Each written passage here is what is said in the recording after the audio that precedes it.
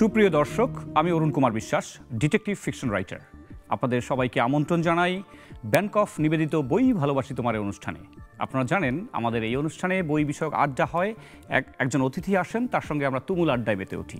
আজকে আমাদের আড্ডার মধ্যমণি রয়েছেন ডক্টর শম্পা দাস, নজরুল সঙ্গীত শিল্পী এবং নজরুল গবেষক। আপা, আপনাকে পেয়ে আমরা অশেষ কৃতজ্ঞবোধ করছি, কারণ আমার মনে হয় যে আড্ডাটা আজকে খুব জমবে। নিশ্চয়ই। আগে আমরা আপনার বই লেখালেখি নিয়ে কথা শুনতে চাই। আমার লেখালেখি বলতে আমি যেহেতু নজরুল নিয়ে কাজ করি, আমার বিষয় নজরুলের গান করি, একেবারে নজরুলকে বোঝার বা নজরুলকে অন্বেষণের যে প্রয়াস, সেখান থেকেই লেখালেখিটা।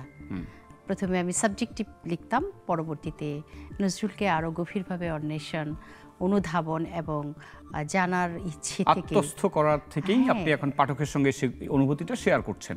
এক্স্যাক্টলি। আপনার এবারে বইমেলায় বই এসেছে নাকি? আপনার এবারে বইমেলায় আমার 3টি বই এসেছে। ওকে, আমরা জানতে চাই, ছোট্ট করে জানতে চাই বইগুলো। আচ্ছা, আমার কথা প্রকাশ থেকে এসেছে নজরুলের গানের চিত্রকল্প, প্রেম, দ্রোহ ও সমাজ ভাবনা।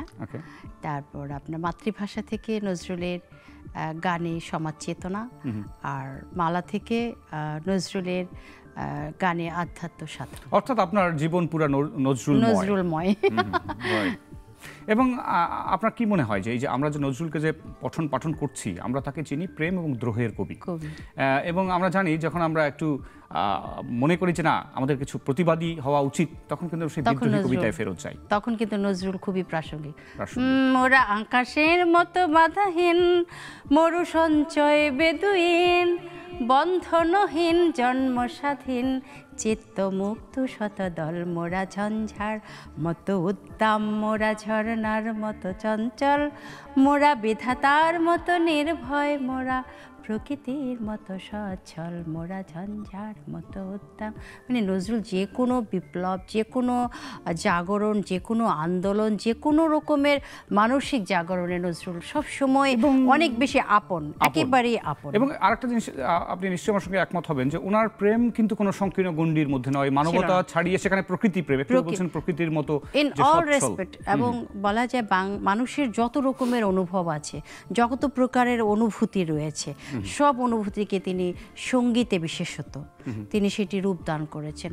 মানুষের জন্য ভালো তো সকল কবিরাই মানুষের প্রতি দায়বদ্ধতা থেকেই কাজ করেন, সবাই, আপনি আমি, আমরা যারা লেখাজোকা করি, মানুষের প্রতি দায়বদ্ধতা তো মূল প্রধানতম আমাদের ফিল্ড, হ্যাঁ, উপজীব্য। কিন্তু নজরুলের বিষয়টি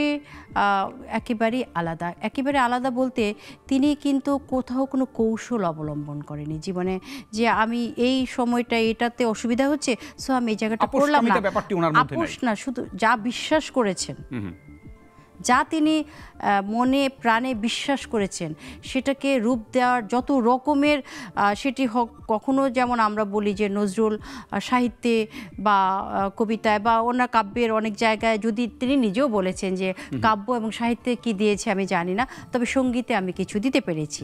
অর্থাৎ তার যে সেলফ অ্যাকচুয়ালাইজেশন বা সেলফ রিয়ালাইজেশন, এটা হচ্ছে যে তিনি সঙ্গীতের মধ্য দিয়ে মানবতার কথা বলেছেন, সঙ্গীতের মধ্য দিয়ে তিনি কৃষকের কথা, মাঝির কথা, ধীবরের কথা, রাস্তা দিয়ে যে কাওয়াল যাচ্ছে তার কথা, সাঁওতালি সম্প্রদায়, অর্থাৎ যত রকমের কালচার রয়েছে এবং ভারতবর্ষের সঙ্গীতের যতগুলো ধারা রয়েছে সব ধারায় তিনি কাজ করেছেন এবং কোনো ধারাকে তিনি উপেক্ষা করেন। এবং আমার ধারণা জীবনের যেই জলছবিটা উনি এঁকেছেন সারা জীবন ধরে, সেটা ক্যানভাস, সেটা কিন্তু অনেক বড়, বিশাল, মানবতা ওরিয়েন্টেড। আমরা তাকে বিদ্রোহের কবি বলে এক ধরনের, আসলে নজরুল তো পঠন পাঠন এবং নজরুল অন্বেষণ, কিন্তু আমার জায়গা থেকে পয়েন্ট অফ ভিউ থেকে, আমি যে কারণে আমার পিএইচডি গবেষণা ছিল নজরুলের গানের চিত্রকল্প, যে নজরুল অ্যাকচুয়ালি ওরকম অন্বেষণ না, নজরুল কেবলই বিদ্রোহী কবি। নজরুলকে এইভাবেই চেনা হয় যে তিনি বিদ্রোহী কবিতা লিখেছেন। এবং আমরা তার কবিতার মধ্যে পড়ি যে মম এক হাতে মম বাঁশের বাঁশরি আর হাতে রণতুর্য। ইনফ্যাক্ট প্রেম করতে গেলেও কিন্তু সেখানে একটা বিদ্রোহের একটা ব্যাপার থাকে, সমাজের বিভিন্ন ট্যাবুজ ভেঙে চুরে কিন্তু এগিয়ে যেতে। এক্স্যাক্টলি। যেমন আমি বব ডিলানের কথা যদি বলি, রবীন্দ্রনাথ ঠাকুরের যেটা গীতাঞ্জলি, এগুলো ইংরেজিতে অনুবাদ হয়েছে এবং English people knows that there is a poet Rabindranath Thakur and all. Bob Dylan মানবতার জন্য, কিন্তু নজরুল কি কিন্তু এখনো সাধারণ বিদ্রোহের বাইরে যে একটি অবয়ব বা তাকে নিয়ে যে অনালোকিত জায়গাগুলো রয়েছে, অনাস্বাদিত, যে নজরুল কোথায় নেই। নজরুল কি কাব্যগান, কি গজল গান, নজরুলের পূর্বে তো গজল গান তো শুধুমাত্র ড্রয়িং রুম ওরিয়েন্টেড ছিল। রাইট, আমরা এবার একটু মেলার মাঠে যাব। আপনার 3টি বই বেরিয়েছে এবারে। না, 3টি নয়, 2টি অন দ্য ওয়ে কামিং। আগের মেলাতে আরেকটা ছিল নজরুলের উপরে। আমরা একটু মেলা নিয়ে কথা বলি। মেলার পরিবেশ কেমন দেখছেন? মেলাতে আমি গতকাল গিয়েছিলাম, তো জাস্ট যাবার পথে একটু এদিক ওদিক মনে হলো, আর বাট যখন ঢুকে গিয়েছে তখন মনে হলো যে না, চিরচেনা মেলা। আরেকটা জিনিস আমরা লক্ষ্য করি খুব সতর্ক সযত্নে, যেটা হলো এই থ্রিলার, অ্যাডভেঞ্চার, ডিটেকটিভ এই ঘরানার বইগুলোর কিন্তু কাটতি অন্য ধরনের বইয়ের চেয়ে বেশি। এটার কারণটাই তারুণ্যকে ধারণ করেছে, তাই তারুণ্যকে ধারণ করেছে। আর মানুষ একটু বাই নেচার একটু রোমাঞ্চটা পছন্দ করে, তাই না? মানুষ কিন্তু মানুষের নেচারটাই তাই। ওখানে যাবা না, ওখানে এটা করা নিষেধ। দেখবেন ওই জায়গাটায় কিন্তু মানে পিপল আর গোয়িং মোর। হ্যাঁ, কারণ এটাই যেহেতু যেখানে নিষেধ, যেখানে না, বা যেখানে একটু চিন্তা করার ব্যাপার আছে, যেখানে একটু কি বলবো হারিয়ে যাওয়ার ব্যাপার আছে, তো সেই জায়গাটা। আর যেহেতু ডিটেকটিভ যেটা বলেছেন আপনার ফিল্ড, সেটি তো সেটি ব্যাপার।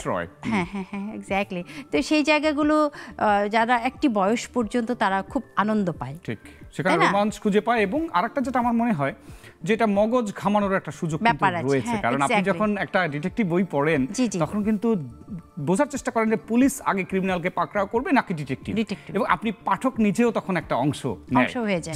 স্বাভাবিক, এটি শুধু ওই ক্ষেত্রে নয়, যখন একটি ভালো সাহিত্য, ভালো সঙ্গীত যখন হয়, একেবারে যখন মানুষের খুব কাছাকাছি, হৃদয়ের খুব কাছাকাছি হয়ে যায়, তখন এটা কিন্তু ভাইস ভার্সা, একে অপরের পরিপূরক হয়ে যায়। মনে হয় এটা আমারই গল্প, এটি আমারই ভাবনা, এটি আমার সঙ্গীত। হ্যাঁ, যে কোনো ভালো কিছুটা এভাবে আস্তে আস্তে ডেভেলপ, মানে আমিত্বের যে জায়গা সেটা ছেড়ে কিন্তু জনারণ্যে ছড়িয়ে পড়ে, একাত্মতার ব্যাপারটা আর কি, সেটা সর্বক্ষেত্রেই। আচ্ছা, আপনি তো মূলত গবেষক এবং শিল্পী। এই গবেষণার জায়গা থেকে আপনি আমাদের পঠনকে কিভাবে দেখবেন? আসলে অনেক সময় বলা হয় যে আমাদের ইউনিভার্সিটিগুলোতে সেখানে যথেষ্ট গবেষণা হচ্ছে না। এটি কি আমাদের রুচির দৈন্য নাকি রাষ্ট্রীয় পৃষ্ঠপোষকতার অভাব? এটি হচ্ছে কি রুচির দৈন্য বলবো না, যে কোনো একটা জিনিসের চর্চা যদি ওয়ান্স ইট ইজ স্টার্টেড, তখন কিন্তু এটি আস্তে আস্তে মানুষের ভিতরে একটা অ্যাওয়ারনেস তৈরি হয়, বা একবার যদি যাত্রাটা শুরু হয়, মানুষ তো একটু আলসা প্রাণী, আমি নিজেও তাই। চাপ না দিলে কিন্তু, যেমন ধরেন সামনে একটা প্রমোশন আছে, সো একটা গবেষণাধর্মী লেখা লিখতে হবে, এরকম একটা প্রেশার থাকলে কিন্তু সেটি হয়। আরেকটি বিষয় হচ্ছে শিক্ষা, বিশেষত উচ্চ শিক্ষা, যে প্রসঙ্গটি আপনি বলেছেন যে বিশ্ববিদ্যালয় পর্যায়ে, বিশ্ববিদ্যালয়টা হচ্ছে অনবরত সার্বক্ষণিকভাবে তথ্যের আদান প্রদান, জ্ঞানের গবেষণার আদান প্রদান, নতুন জ্ঞান সৃজন, বিজ্ঞান যেটি, এটি তো কোথাও কোনো স্ট্যাবল হওয়ার কোনো কাহিনী নেই। এটি যত বেশি পরিমাণ নাড়াচাড়া হবে, যত বেশি থট, যেমন থিসিস, অ্যান্টিথিসিস, সিনথিসিস, দেন আবার থিসিস, তাই না? বিষয়টা হলো যে যত বেশি জ্ঞান চর্চার সাথে শিক্ষকরা যুক্ত থাকবে, সাধারণ মানুষের তো গবেষণার দরকার নেই। যেমন আমি বলি যে আমি যে চিত্রকল্পটি আমার এই মেলায় এসছে, হ্যাঁ, এটি তো সাধারণ পাঠকের দরকার নেই একটি গানের গ্রামার পড়া বা তাত্ত্বিক জানা বা ব্যবহারিক সাহিত্য জানা, দরকার আছে? একজন সঙ্গীত শিল্পীরও কিন্তু এটি প্রয়োজন নেই যে আমি যে গানটা গাইলাম যে প্রিয় যাই যাই বলো না, অথবা মোর প্রিয়া হবে এসো রানী দেব খুঁপায় তারার ফুল, এটি কিন্তু সাধারণ দর্শকেরও দরকার নেই, একজন সঙ্গীত শিল্পীরও দরকার নেই। কার দরকার রয়েছে? যখন এই সঙ্গীতটি কোন প্রেক্ষাপটে তৈরি হয়েছিল, এই সঙ্গীতটার ভিতরে কি সাহিত্য রয়েছে, মানে স্পেশাল জ্ঞান, এটা সবার জন্য প্রযোজ্য নয়, গবেষক তাদের জন্য। আচ্ছা, চা না কফি, কোনটা পছন্দ আপনার? চা। কফি খুব একটা খাওয়া হয় না? খুব একটা খাই না।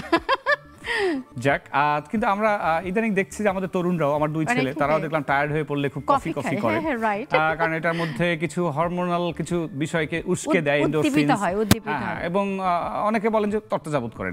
এবং আমার টিটিভি অলোকেশ রয়, তিনিও কিন্তু কফি পছন্দ করেন, এবং চাও খাই। নট দ্যাট চা তো আমরা মনে করি যে দীর্ঘ পেছনে এর ইতিহাস। আপনি পাঠকদের জন্য কিছু বলুন, তারা কেন পড়বে, বই পড়ছে না, বা কিভাবে তারা পাঠ সম্পৃক্ত হতে পারে?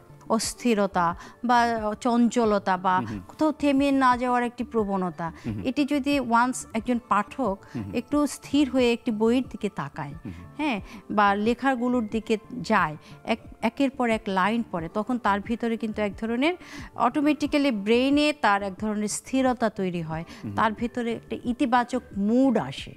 কারণ এক একটা বই তো একটা ছোট্ট মাইক্রোকজম অফ দ্য ওয়ার্ল্ড, সেখানে বিভিন্ন ক্যারেক্টার সেখানে রয়েছে, সেগুলো থেকে সে নিজেকে তুলনা করে বুঝতে পারে যে আমার এখন এই মুড, আমার এখন কি করব, আমি কি করব, আমার সময়টা আসলে মানুষের জীবন তো খুব মানে কি বলবো এটা একটা আশীর্বাদ বা তাই না, মানুষের একটা বিরাট ব্লেসিং। একটা জীবন কিন্তু কখনো যতটা সময় উপর থেকে পাওয়া, সেই প্রাপ্ত সময়টাকে প্রপার ম্যানারে কাটানো এবং প্রপারলি কাটানো এবং প্রতিটি ইন্ডিভিজুয়ালের নিজের মেন্টাল হেলথ। হ্যাঁ, বিবেকানন্দ তো বলেইছেন, জন্ম যখন হয়েছে একটা দাগ রেখে যাও, অর্থাৎ এমন কিছু করো যেটা কিনা তোমার এই মানুষের ইতিহাসে, মানুষ জাতির ইতিহাসে যেন একটা কিছু মাইলফলক হয়ে থাকে। এটি তো রয়েছে, তারপরে প্রত্যেকটা ইন্ডিভিজুয়ালের কিন্তু মেন্টাল হেলথ বলে একটা কথা আছে, তাই না?